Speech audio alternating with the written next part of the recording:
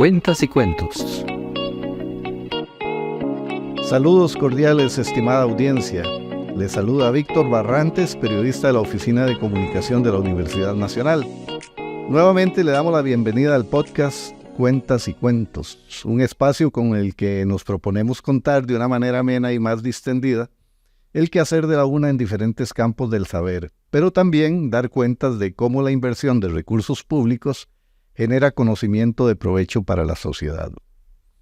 En esta oportunidad tenemos como invitado a un polifacético intelectual costarricense muy querido. Nos referimos a Jaime Gamboa Goldenberg, expresidente de la Federación de Estudiantes de la Universidad Nacional en dos periodos, 1986-87 y 1987-88, y por algún tiempo académico de la Escuela de Literaturas y Ciencias del Lenguaje de la institución. Jaime ha sido publicista en las agencias Ogilvy, Insignia, La 3 y actualmente es dueño de la consultora híbrida de marcas sostenibles, pero además es escritor de literatura infantil y el reconocido compositor y bajista del grupo Malpaís. Bienvenido, Jaime, siempre es un gusto tenerte de vuelta en la UNA. Muchísimas gracias, encantado de estar por acá. ¿Cómo fue ser presidente de la Federación de Estudiantes en los ajetreados años 80? Me refiero a cuánto te marcaron los desafíos y logros de la época en tu formación como intelectual. Claro.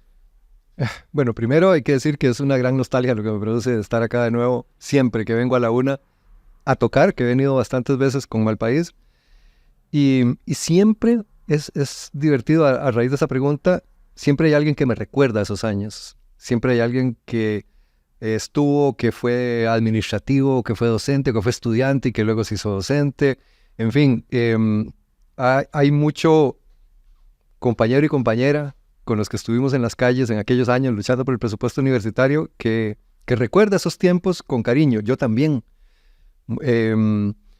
porque definitivamente fueron años de formación.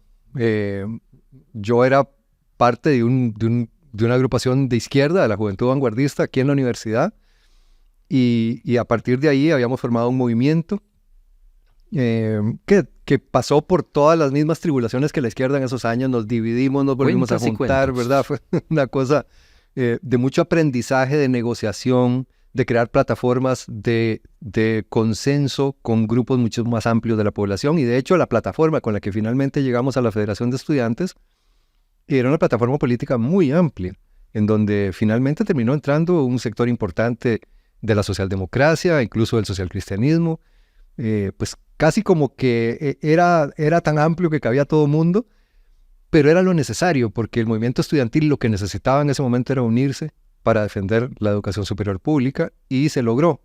Entonces yo creo que fue un aprendizaje muy grande el que tuve en ese tiempo, aunque ya luego no me dediqué más a la política, ese aprendizaje para la vida, ¿verdad? Del tipo de mensajes que unen, del tipo de ideas que consolidan, que crean identidad, que crean comunidad, y que son más importantes que los mensajes que polarizan, que dividen, que separan, yo como filólogo, ¿verdad? También les enseñaba mucho a mis alumnos algo que me enseñó mi querido maestro don Juan Durán, ¿verdad? Que decía que existe la diferencia, la oposición entre símbolo.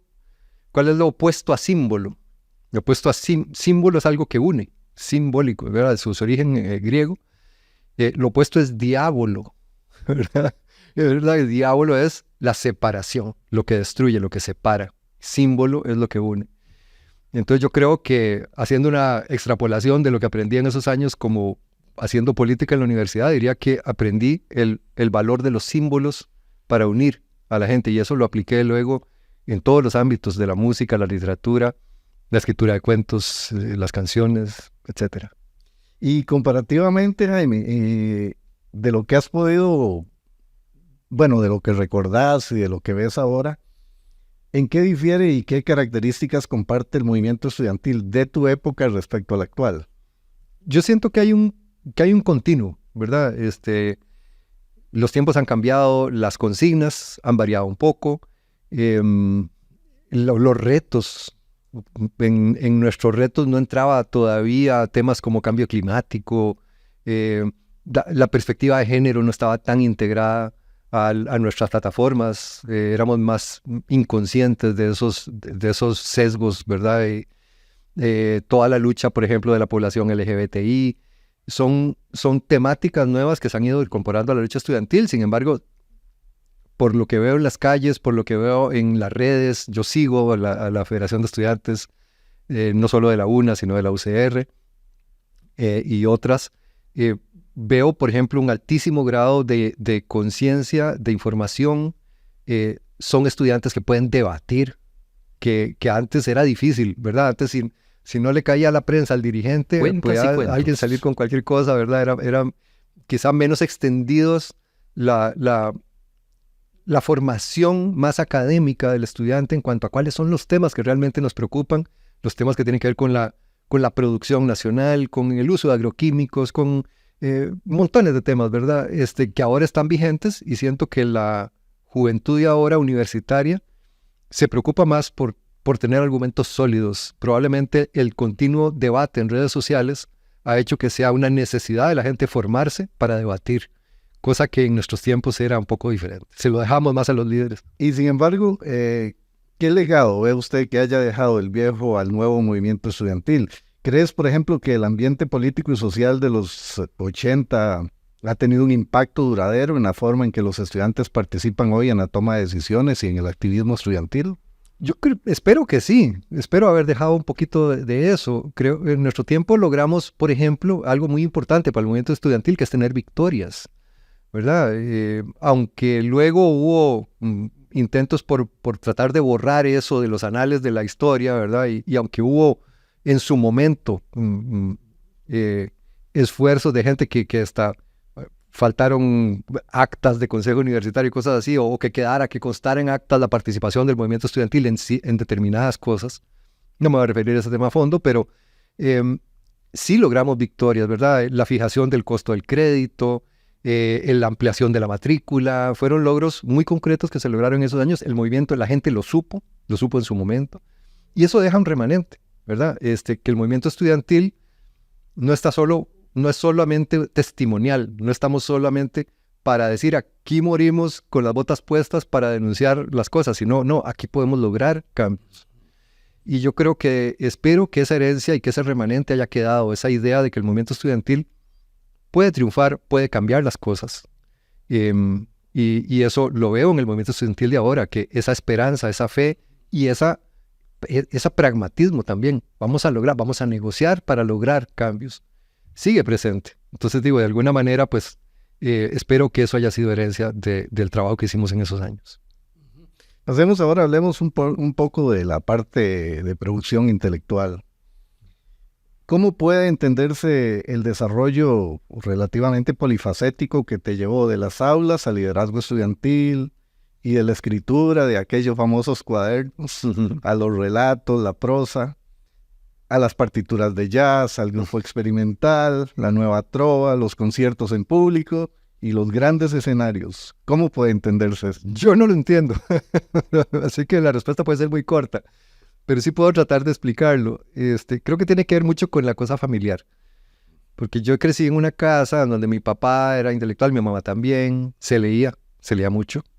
Mi hermano menor, que también es egresado de la UNA, Héctor Gamboa, se llama Héctor, porque en mi casa de niños leíamos la Ilíada, y Fidel, mi querido hermano mayor ya fallecido, le preguntaron qué nombre le pondría a su hermanito, y él dijo Héctor, ¿verdad? Su héroe favorito de la Ilíada.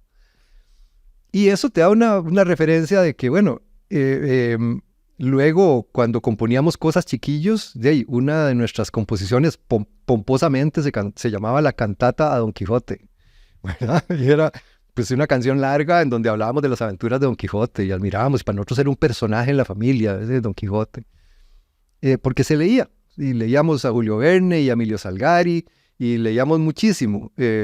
Yo me acuerdo que agarré por primera vez y dije, como a los 7 años habría agarrado la biblioteca y quiero leer mi primer libro yo solito, y agarré Cocorí, me lo leí entero, ¿verdad? Yo chiquito, ¿verdad? Muy pequeño, y eso era ya como herencia familiar. Entonces, por otro lado, esa es la herencia literaria, digamos, pero por otro lado estaban los tíos, y los tíos eran cantores, guitarreros, serenateros y compositores, ¿verdad? Mi tío abuelo Adán Guevara Centeno era un reconocido compositor de música vernácula, o Guanacaste.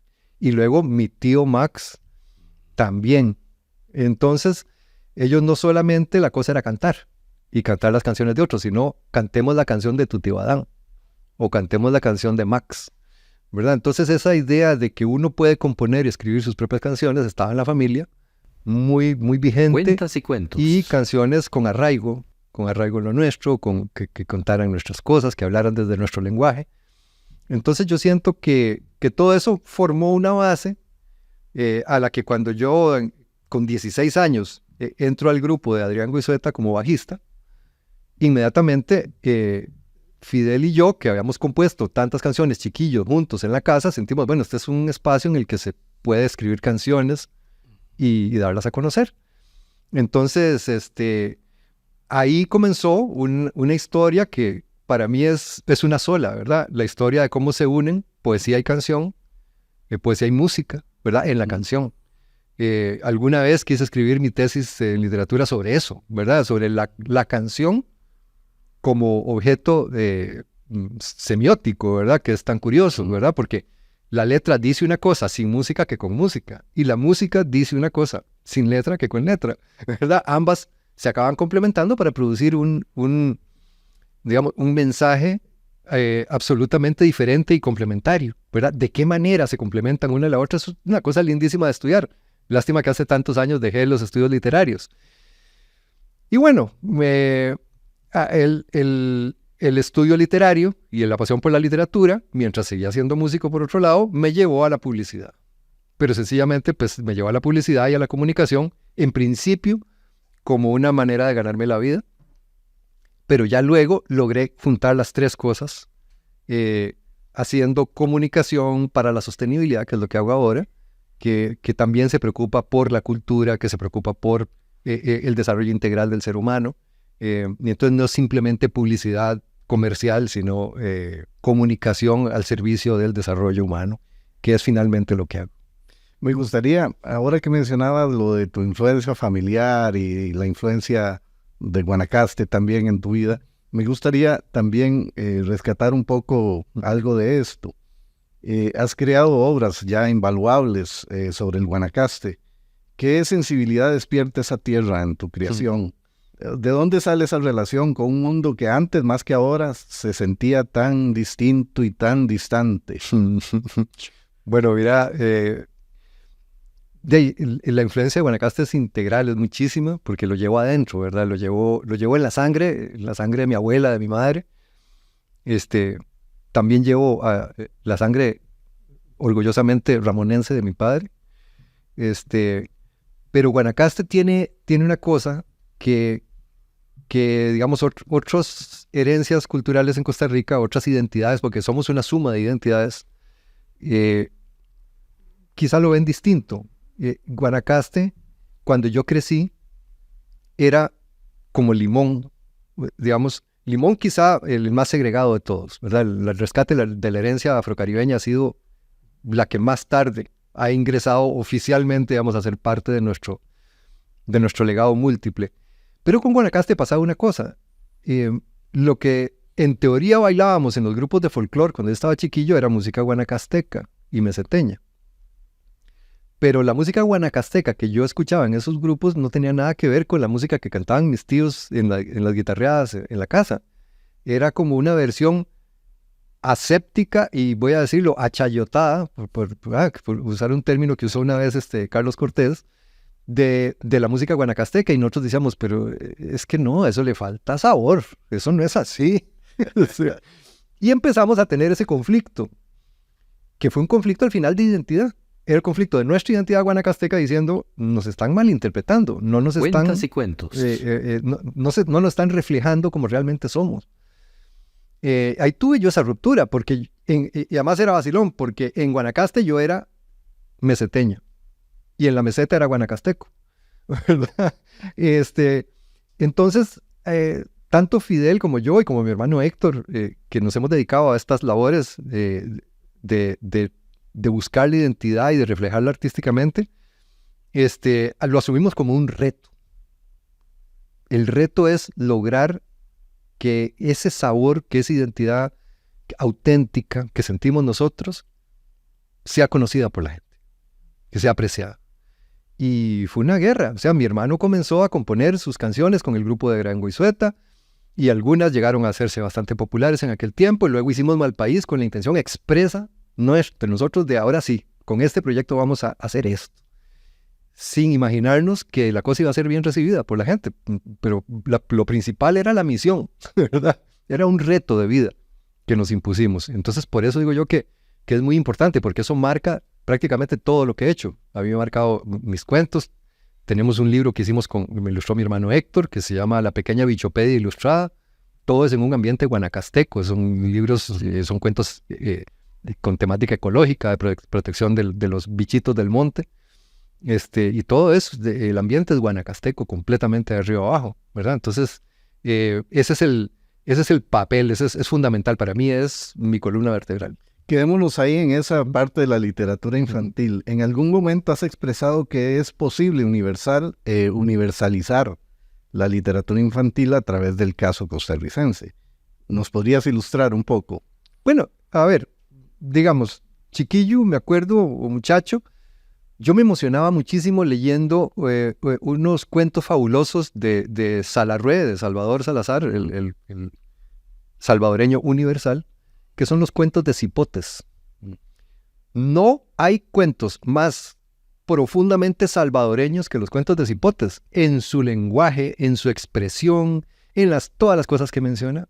Y yo, costarricense, muchacho, sin tener ninguna relación ni conocimiento de la realidad salvadoreña, me identificaba profundamente con esos cuentos. Entonces, cuando yo pienso en escribir literatura infantil, no creo que yo tenga que anestesiar mi costarriqueñidad para alcanzar la universalidad, sino todo lo contrario. Yo pienso en que tengo que azuzarla, tengo que levantar mi identidad, mi ser, ¿verdad?, más profundo, tico, y sacarlo a flote, y eso es lo que en algún momento podría ser universal alguno de mis relatos.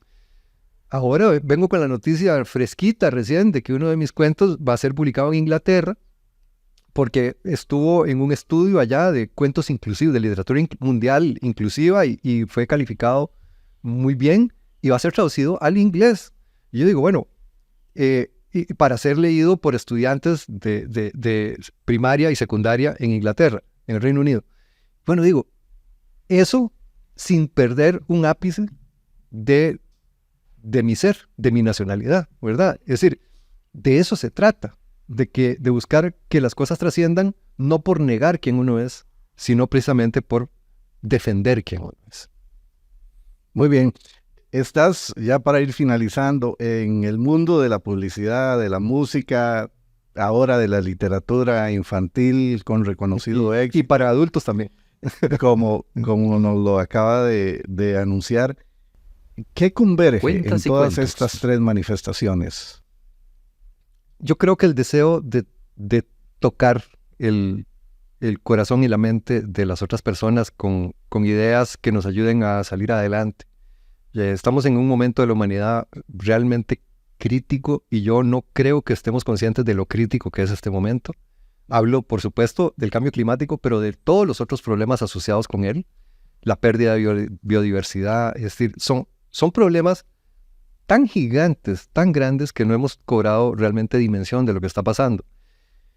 Entonces, yo siempre he pensado que hay que atacar los problemas sociales y los problemas ambientales de frente, de manera directa y clara, pero ganándose a la gente.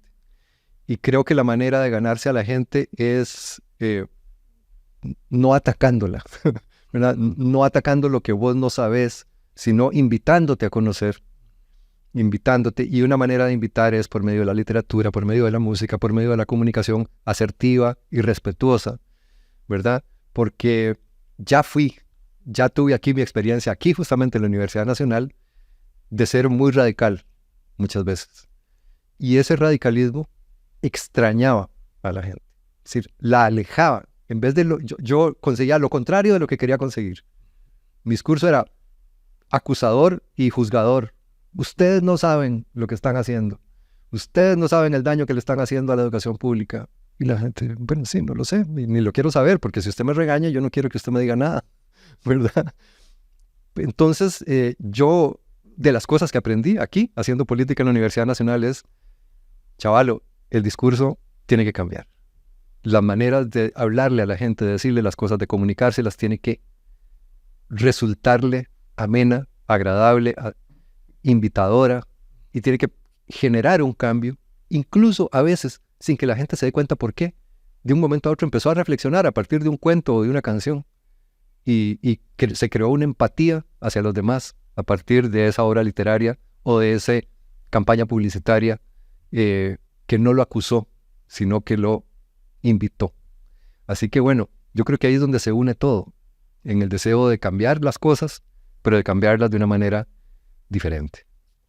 Muy bien, Jaime, ha sido muy grato compartir este podcast con usted y muchísimas gracias porque ha sido muy entretenida la conversación. Siempre vas a estar invitado a volver a la una. Un placer, cuando quieran aquí voy a estar. Muy bien, y a nuestra audiencia la gratitud también por acompañarnos. Nos encontraremos próximamente en un nuevo episodio de Cuentas y Cuentos. En cada episodio un universo. Cuentas y Cuentos.